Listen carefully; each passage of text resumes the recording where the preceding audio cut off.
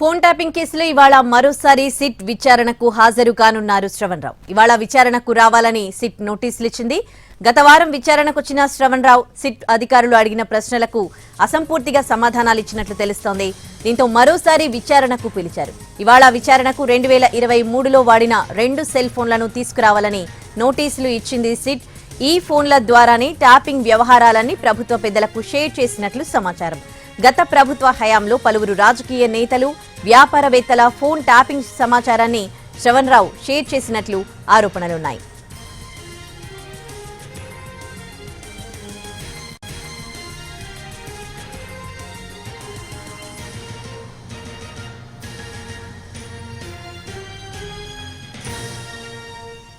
ఇవాళ మరోసారి శ్రవణ్ రావును సిట్ అధికారులు ప్రశ్నించబోతున్నారు. గత వారం విచారణ చేశారు.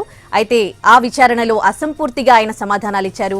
మరోసారి విచారణకు రావాల్సిందిగా సిట్ అధికారులు ఆదేశించారు. దీంతో ఇవాళ సిట్ ముందు హాజరు కాబోతున్నారు శ్రవణ్ రావు. అలాగే తనతో పాటు 2023లో వాడిన సెల్ ఫోన్లను కూడా తీసుకురావాలని సిట్ అధికారులు ఆదేశించినట్లుగా తెలుస్తోంది. ఇక దీనికి సంబంధించి పూర్తి డీటెయిల్స్ ని మా ప్రతినిధి రాధాకృష్ణ లైవ్ లో అందిస్తారు. రాధాకృష్ణ.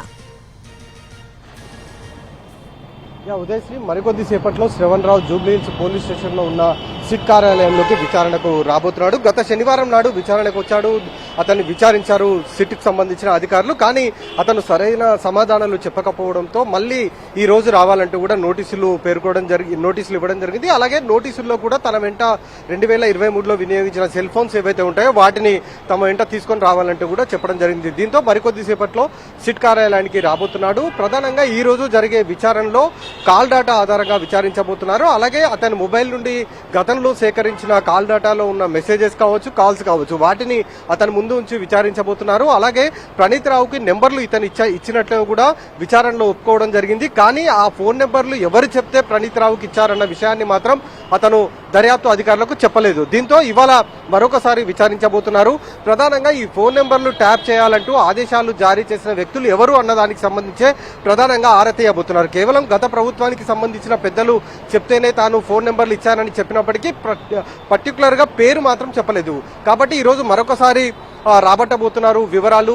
దానికి సంబంధించిన ఆధారాలు కూడా ఇప్పటికే సేకరించారు. ఎందుకంటే గతంలో అరెస్ట్ అయిన 4 నుండి కూడా వివరాలు సేకరించారు. వాళ్ళకి సంబంధించిన స్టేట్మెంట్స్ కూడా రికార్డ్ చేశారు. అందులో ప్రణీత్ రావు ప్రధానంగా ఉన్నాడు. డిఎస్పీగా ఎస్ఐబికి సంబంధించి అతనితో పాటు రాధాకిషన్ రావు, భుజంగరావు, వీళ్ళని తిరుపతన్న వీళ్ళని విచారించి స్టేట్మెంట్లు కూడా రికార్డ్ చేశారు. కాబట్టి ఇందులో ప్రధానంగా ప్రణీత్ రావు ఇచ్చిన స్టేట్మెంట్ ఆధారంగానే ఈ కేసు దర్యాప్తు కొనసాగుతుంది.